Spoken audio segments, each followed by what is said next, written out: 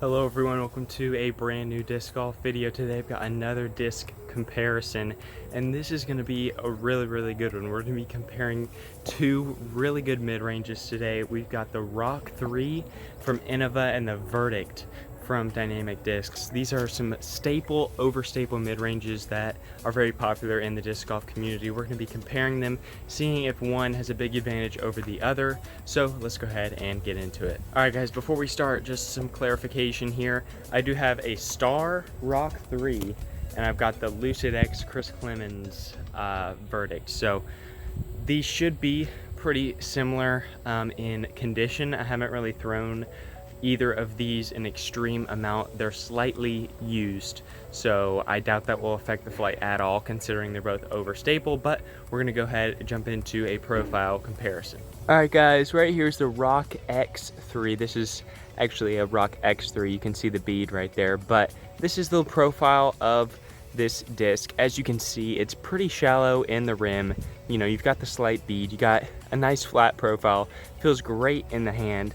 Good solid mid-range there, and a lot of people like this disc for a lot of those pushing hyzers or straight shots with a consistent fade. So that's the profile for the Roc3. And then the Verdict, guys, you can see that dome in the middle of the Verdict, and you can see not a bead.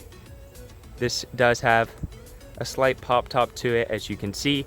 It also feels shallow in the hand, but not quite as shallow as the Roc3. So you can see slight differences in the profile and in the feel in the hand. All right guys, now we're gonna get on to comparing the flight of these discs. So they do have, I believe, the exact same flight numbers, 540, 3.5. So we're gonna go ahead and throw these on some different angles. We're gonna start with hyzer, move to flat, then to anhyzer, and then we'll throw, I think, one forehand with each. So we'll start with the Star Roc3 here. Now this one is very popular for that overstable finish, so I'll release it on some hyzer. It should hold the whole way.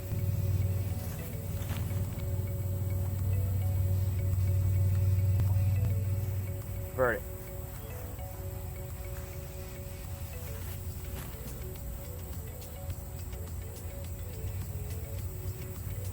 So they both held a hyzer pretty well, both really overstable. So we'll go ahead, throw them flat, and I think we'll get to see which one fades out first. All right, now we're gonna go ahead, throw these flat. We'll see which one fades out first to see which one's a bit more overstable, but the Verdict is in that Tour Series plastic, so maybe a better plastic for the Roc3 would have been a metal flake or something like that. But either way, I think, you know, we'll still get the same kind of comparison between these two. So we'll go ahead and throw this disc.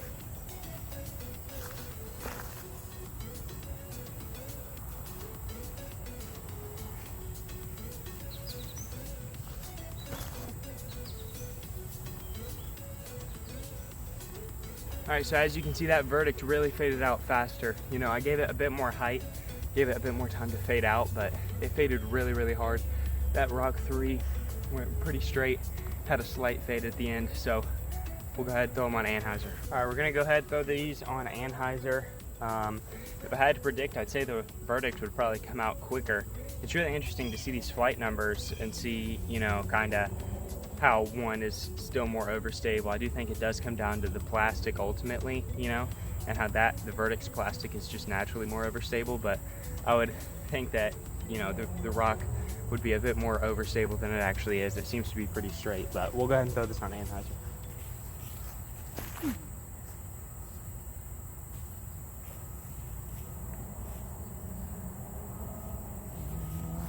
All right, Verdict.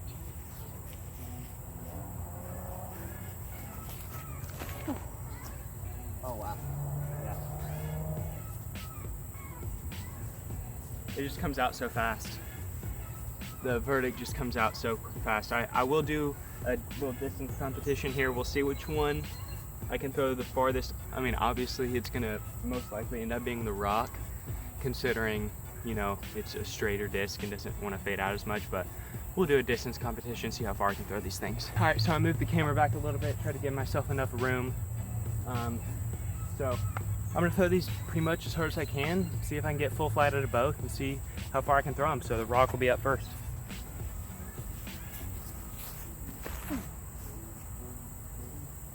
100. Oh man.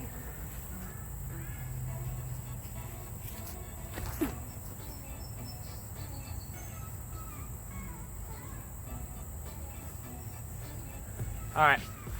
Well, obviously the verdict is gonna win, unfortunately, since I hit that tree. It's not unfortunate that the verdict won. It's unfortunate that the rock hit the tree. I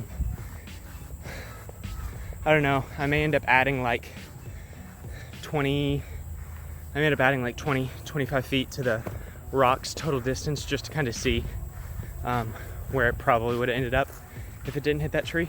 Well, all right, guys, I'm trying to beat the rain here. It's coming down a little bit now, but I think I threw the verdict 339, somewhere in there, and then the rock ended at around 300 with the tree. So if I be kind of accurate and add about 20 feet, the rock probably would have went around 320, the verdict 339, which honestly I was expecting the rock to go further, but to be honest, I threw the verdict on the perfect distance line and I threw the rock pretty much straight into the ground. I was gonna do forehands, but since it's raining, I kind of ran out of time. But I'll go ahead and tell you that the verdict is actually probably better for forehands, considering the rim isn't as shallow as the rock. You would have to have really small fingers and small hands for the Roc 3 to be good for your forehand, in my personal opinion, at least, because the verdict's rim feels fine. The Roc's rim feels a little thin, and I am out in the rain hard now. So I'm gonna go ahead, end the video here. Thank you guys for watching, and I'll see you in the next one.